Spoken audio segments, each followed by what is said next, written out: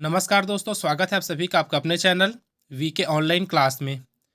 तो आज की इस वीडियो में हम लोग बात करने वाले हैं दोस्तों सामान्य ज्ञान के कुछ महत्वपूर्ण प्रश्नों के ऊपर, जो कि दिए गए टॉपिक से है, जिसमें है प्राचीन भारत, पाषाण काल, सिंधु घाटी सभ्यता, फिर है वैदिक सभ्यता और अगला है जैन बौद्ध धर्म व महाजनपद।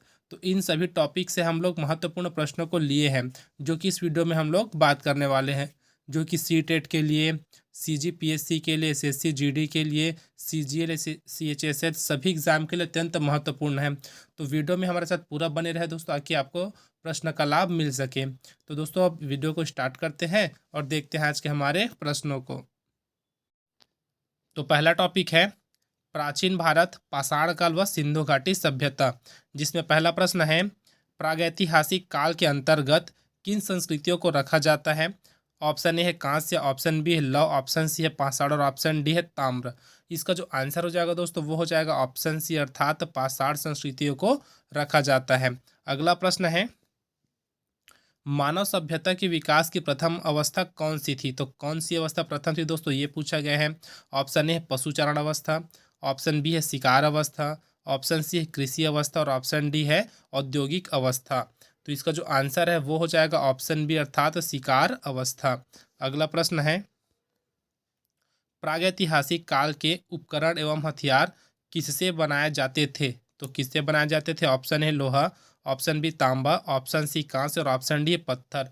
तो किससे, ऑप्शन डी हमारे यहाँ सही हो जाएगा दोस्तों, अर्थात पत्थर से बनाए जाते थे। अगला प्रश्न है प्राचीन मानव ने सर्वप्रथम किस पशु को पालतू बनाया। ऑप्शन ए है बैल, ऑप्शन बी कुत्ता, ऑप्शन सी सिंह और ऑप्शन डी है घोड़ा। तो किस पशु को है दोस्तों, तो ऑप्शन बी हमारे यहाँ सही हो जाएगा, अर्थात कुत्ते को सबसे पहले पालतू बनाया। अगला प्रश्न है मानव ने आग का प्रयोग सर्वप्रथम किस युग में किया। तो कौन से युग में किया है दोस्तों। ऑप्शन ए है नवपाषाण युग, ऑप्शन बी है ताम्रपाषाण युग, ऑप्शन सी है मध्य पाषाण युग और ऑप्शन डी है धातु युग। तो देखो दोस्तों यहाँ पर से अगर हम लोग देखें तो सब क्या है, पाषाण युग के अंतर्गत आते हैं और इनको भी अलग अलग भाग में बांट दिया गया है। तो यहाँ से जो इसका आंसर है दोस्तों वो हो जाएगा ऑप्शन ए, अर्थात नवपाषाण युग में क्या हुआ था, तो मानव ने सर्वप्रथम आग का प्रयोग किया था। अगला प्रश्न है मानव ने कृषि कार्य किस युग से आरंभ किया। तो कौन से युग से आरंभ किया दोस्तों, कृषि कार्य। तो इसका जो आंसर है दोस्तों वो हो जाएगा ऑप्शन सी, अर्थात नवपाषाण युग से ही आरंभ किया कृषि। प्रश्न है मानव द्वारा सर्वप्रथम किस धातु का प्रयोग किया गया। तो कौन सी धातु का प्रयोग किया गया है दोस्तों, तो ऑप्शन बी हमारा यहाँ सही हो जाएगा, अर्थात तांबा का प्रयोग किया गया। अगला प्रश्न है मानव ने सर्वप्रथम किस फसल का उपयोग किया। ऑप्शन ए है जौ, ऑप्शन बी चावल, ऑप्शन सी गेहूं और ऑप्शन डी कपास। तो किस फसल का है दोस्तों, तो ऑप्शन ए हमारे यहाँ सही हो जाएगा, अर्थात जौ का उपयोग किया। अगला प्रश्न है नवपाषाण युग में चावल की खेती का प्राचीनतम साक्ष्य कहाँ से मिला है। तो कहाँ से मिला है दोस्तों, तो ऑप्शन बी हमारा यहाँ सही हो जाएगा, अर्थात कोल्डी हवा से यह मिला है। अगला प्रश्न है सिंधु घाटी सभ्यता किस काल की सभ्यता मानी जाती है। तो कौन सी काल की सभ्यता मानी जाती है। ऑप्शन ए दिए है पूरा पाषाण काल, ऑप्शन बी है लौह काल, ऑप्शन सी है कांस्य काल और ऑप्शन डी है महापाषाण काल। तो इसका जो आंसर है दोस्तों वो हो जाएगा ऑप्शन सी, अर्थात कांस्य काल का यह सभ्यता मानी जाती है। अगला प्रश्न है हड़प्पा की खुदाई सर्वप्रथम कब हुई। तो किस सन में हुई है दोस्तों हड़प्पा की खुदाई। तो ऑप्शन डी हमारे यहाँ सही हो जाएगा, अर्थात 1921 ईस्वी में हुई है सर्वप्रथम हड़प्पा की खुदाई। अगला प्रश्न है निम्न में से किस स्थल को मृतकों का टीला के नाम से जाना जाता है। तो किस स्थान को जाना जाता है दोस्तों, अर्थात किस स्थल को जाना जाता है। तो ऑप्शन सी हमारे यहाँ सही हो जाएगा, अर्थात मोहनजोदड़ो को जाना जाता है मृतकों के टीला के नाम से।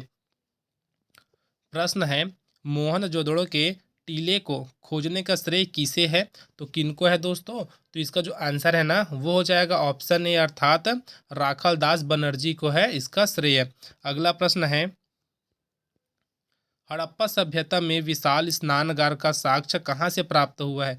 तो किस स्थान से प्राप्त हुआ है। ऑप्शन ए दिया हड़प्पा, ऑप्शन बी है मोहनजोदड़ो, ऑप्शन सी है लोथल और ऑप्शन डी है धौलावीरा।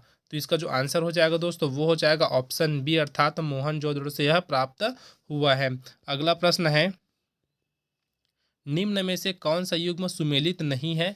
तो बताना है दोस्तों, एक साइड आपको दिया है नगर और दूसरे साइड दिया है नदी, तो कौन सा जो युग्म है वह सुमेलित नहीं है ये आपको बताना है। पहला का दिया है हड़प्पा का रावी नदी दिया है, अगला दिया है मोहनजोदड़ो का सिंधु नदी, ऑप्शन अब तीसरा दिया है कालीबंगा का घग्घर नदी, और ऑप्शन डी है लोथल का सतलज। तो इसका जो आंसर है दोस्तों वो हो जाएगा ऑप्शन डी, लोथल का जो सतलज है दोस्तों यह सुमेलित नहीं है। आपको कमेंट बॉक्स में कमेंट करके बताना है कि जो लोथल है वह किस नदी के तट पर है। अगला प्रश्न देखते हैं दोस्तों। अब प्रश्न है दोस्तों, सिंधु घाटी सभ्यता में गोदीवाड़ा का साक्ष्य कहाँ से प्राप्त हुआ है? कहाँ से प्राप्त हुआ है? ऑप्शन बी हमारे यहाँ सही हो जाएगा दोस्तों, अर्थात लोथल से प्राप्त हुआ है। अगला प्रश्न है, निम्न में से किस धातु का प्रयोग हड़प्पा के लोग नहीं करते थे? तो किस धातु का प्रयोग नहीं करते थे दोस्तों? तो ऑप्शन डी हमारे यहाँ सही हो जाएगा, अर्थात लोहे का प्रयोग वह नहीं करते थे। अगला प्रश्न है, किस हड़प्पा सभ्यता स्थल से कांस्य नर्तकी की मूर्ति प्राप्त हुई है? तो कहाँ से हुई है दोस्तों, कौन से स्थल से हुई है? ऑप्शन ए है Mohenjodaro, option b Harappa, option c है कालीबंग, और ऑप्शन डी है चंदहुदड़ो। तो इसका जो आंसर है दोस्तों वो हो जाएगा ए, अर्थात मोहनजोदड़ो से यह प्राप्त हुई है। अगला प्रश्न है, अगला टॉपिक है दोस्तों हमारा वैदिक सभ्यता। अब इससे देखते हैं कुछ महत्वपूर्ण प्रश्नों को जो कि आगामी सभी एग्जाम के लिए अत्यंत महत्वपूर्ण है। तो पहला प्रश्न है इसमें का दोस्तों, और हमारे जो क्रम है उसमें 19वें नंबर का है, आर्य भारत में सबसे पहले कहाँ बसे? ठीक है दोस्तों, जो आर्य है वह भारत में सबसे पहले कहाँ बसे थे ये पूछा गया है। तो इसका जो आंसर है दोस्तों वो हो जाएगा ऑप्शन ए, अर्थात सप्त सिंधु प्रदेश में। ठीक है। अगला प्रश्न है, ऋग वैदिक काल का सर्वाधिक महत्वपूर्ण देवता कौन था? कौन था दोस्तों देवता ये पूछा गया है। तो इसका जो आंसर है वो हो जाएगा ऑप्शन सी, अर्थात इंद्र। अगला प्रश्न है, ऋग्वेद में उल्लिखित या फिर उल्लेखित नदियों में सर्वाधिक पवित्र नदी कौन सी है? ऑप्शन ए है Ganga, option b Saraswati, option c है यमुना, और ऑप्शन डी सिंधु। तो इसका जो आंसर है दोस्तों वो हो जाएगा ऑप्शन बी, अर्थात सरस्वती नदी। अगला प्रश्न है, ऋग्वैदिक आर्य किसकी पूजा करते थे? तो किसकी पूजा करते दोस्तों? ऋग्वैदिक जो आर्य थे वो पूजा करते थे प्रकृति की, अर्थात ऑप्शन डी हमारा यहाँ सही हो जाएगा। अगला प्रश्न है दोस्तों, ऋग्वेद के 10वें मंडल में निम्न में से किसका उल्लेख पहली बार मिलता है? तो किसका उल्लेख पहली बार मिलता है? तो ऑप्शन बी हमारे यहाँ सही हो जाएगा दोस्तों, अर्थात शूद्र का उल्लेख पहली बार मिलता है। अगला प्रश्न है, गायत्री मंत्र का उल्लेख किस वेद में है? ठीक है दोस्तों, बताना है। ऑप्शन है यजुर्वेद, ऑप्शन बी है अथर्ववेद, ऑप्शन सी है ऋग्वेद, और ऑप्शन डी है सामवेद। तो इसका जो आंसर है दोस्तों वो हो जाएगा ऑप्शन सी, अर्थात ऋग्वेद में यह मिलता है। अगला प्रश्न है, ऋग्वैदिक आर्यों की भाषा क्या थी? ठीक है दोस्तों, उनकी भाषा पूछा गया है, बताना है उनकी भाषा क्या थी। तो इसका जो आंसर है दोस्तों वो हो जाएगा ऑप्शन बी, अर्थात संस्कृत थी उनकी भाषा। अगला प्रश्न है, निम्नलिखित में से प्राचीनतम वेद कौन सा है? ठीक है दोस्तों, प्राचीनतम वेद पूछा गया है, कौन सा है बताना है। तो इसका जो आंसर हो जाएगा वो है ऑप्शन ए, अर्थात ऋग्वेद। यह क्या है दोस्तों? तो प्राचीनतम वेद है। अगला प्रश्न है, निम्नलिखित में से किस वेद की रचना गद्य एवं पद्य दोनों में की गई है? अब बताना है। ऑप्शन ए है ऋग्वेद है, ऑप्शन बी है सामवेद, ऑप्शन सी है यजुर्वेद, और ऑप्शन डी है अथर्ववेद। तो इसका जो आंसर हो जाएगा ना दोस्तों वो हो जाएगा ऑप्शन सी, अर्थात यजुर्वेद की। अगला प्रश्न है, ऋग्वेदिक काल में विनिमय के माध्यम से किसका प्रयोग किया जाता था? तो किसका है दोस्तों? तो ऑप्शन डी हमारा यहाँ सही हो जाएगा, अर्थात गाय। अगला प्रश्न है, ऋग्वैदिक काल की सबसे प्राचीन राजनीतिक संस्था कौन सी थी? ठीक है दोस्तों, तो कौन सी थी? ऑप्शन है सभा, ऑप्शन बी है समिति, ऑप्शन सी है विदत, और ऑप्शन डी है परिषद। तो इसका जो आंसर हो जाएगा दोस्तों वो हो जाएगा ऑप्शन ए, अर्थात सभा। अगला प्रश्न देखते हैं। प्रश्न है दोस्तों, निम्न में से कौन सा युग्म सुमेलित नहीं है? एक साइड आपको दिया है नदियों के प्राचीन नाम, दूसरे साइड दिया है आधुनिक नाम। अब यहाँ पास 4 ऑप्शन दिया दोस्तों, चारों में से बताना है कौन सा सुमेलित नहीं है।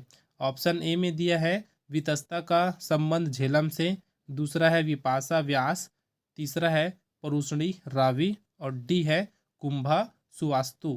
तो इसका जो आंसर है दोस्तों वो हो जाएगा ऑप्शन डी, कुंभा का जो सुवास्तु कनेक्शन है दोस्तों अर्थात सुमेलित करके दिया गया है, यह सुमेलित नहीं है, यह गलत है। अगला प्रश्न है, उत्तर वैदिक काल का सर्वाधिक महत्वपूर्ण देवता था तो कौन सा देवता था दोस्तों? तो ऑप्शन सी हमारा यहाँ सही हो जाएगा अर्थात प्रजापति। अगला प्रश्न है, उत्तर वैदिक कालीन लोगों ने किस धातु की खोज की तो किस धातु की खोज की थी? ऑप्शन ए है लोहा, ऑप्शन बी कांस्य, ऑप्शन सी तांबा और ऑप्शन डी चांदी। इसका जो आंसर हो जाएगा दोस्तों वो हो जाएगा ऑप्शन ए अर्थात लोहे की खोज की। अगला प्रश्न है, भारत का आदर्श राष्ट्रीय वाक्य सत्यमेव जयते कहाँ से लिया गया है? तो कहाँ से लिया गया है दोस्तों? तो ऑप्शन बी हमारा यहाँ सही हो जाएगा अर्थात मुंडकोपनिषद से यह लिया गया है। अगला टॉपिक है जैन धर्म, बौद्ध धर्म व महाजनपद। तो इनसे जुड़े कुछ महत्वपूर्ण प्रश्नों को देखते हैं, जिसमें से प्रश्न है, जैन धर्म का वास्तविक संस्थापक किसे माना जाता है? तो ऑप्शन सी हमारे यहाँ सही हो जाएगा दोस्तों अर्थात महावीर को माना जाता है। अगला प्रश्न है, जैन धर्म के 24वें तथा अंतिम तीर्थकर थे तो कौन थे दोस्तों? तो ऑप्शन ए हमारा यहाँ सही हो जाएगा अर्थात महावीर।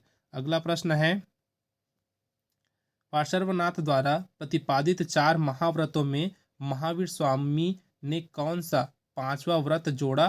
तो कौन सा जोड़ा है दोस्तों? तो ऑप्शन बी हमारा यहाँ सही हो जाएगा अर्थात ब्रह्मचर्य। अगला प्रश्न है, जैन धर्म में त्रिरत्न है तो कौन है दोस्तों जैन धर्म में त्रिरत्न?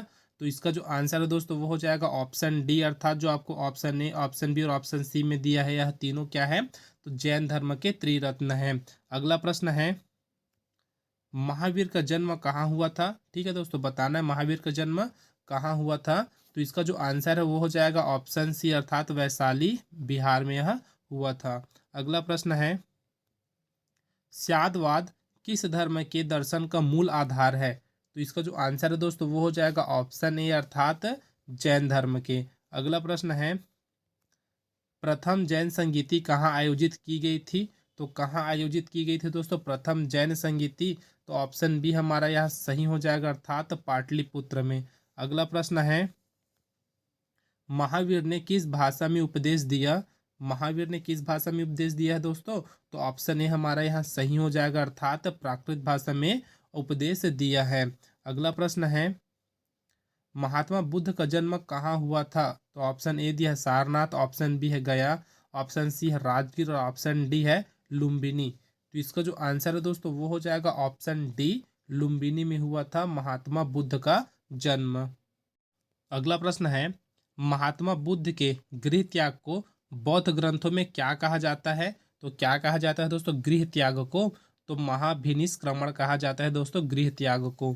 अगला प्रश्न है, महात्मा बुद्ध को ज्ञान की प्राप्ति कहाँ हुई? तो कहाँ हुई थी दोस्तों महात्मा बुद्ध को ज्ञान की प्राप्ति? तो ऑप्शन सी हमारा यहाँ सही हो जाएगा दोस्तों अर्थात बोध गया, जो कि निरंजना नदी के तट पर उनको ज्ञान की प्राप्ति हुई थी। अगला प्रश्न है, महात्मा बुद्ध ने अपना पहला उपदेश कहाँ दिया?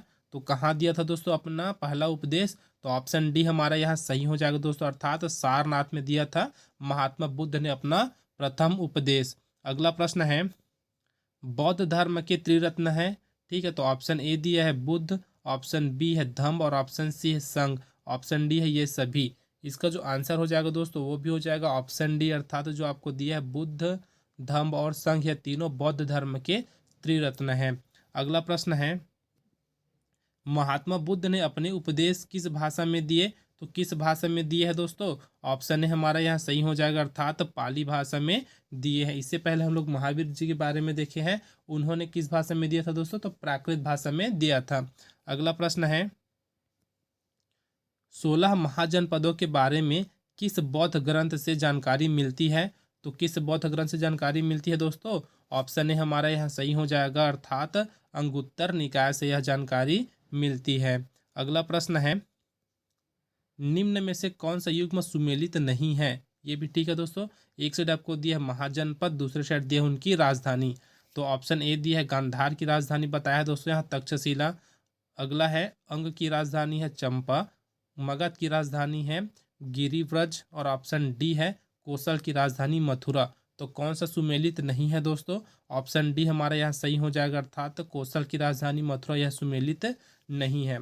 तो आज की वीडियो में बस इतना ही दोस्तों। वीडियो अगर आपको हेल्पफुल लगा तो वीडियो को जरूर लाइक करें और अपने दोस्तों में जरूर शेयर करें। अब मिलते हैं दोस्तों अगले वीडियो में कुछ इसी प्रकार के प्रश्नों के साथ। तब तक के लिए जय हिंद।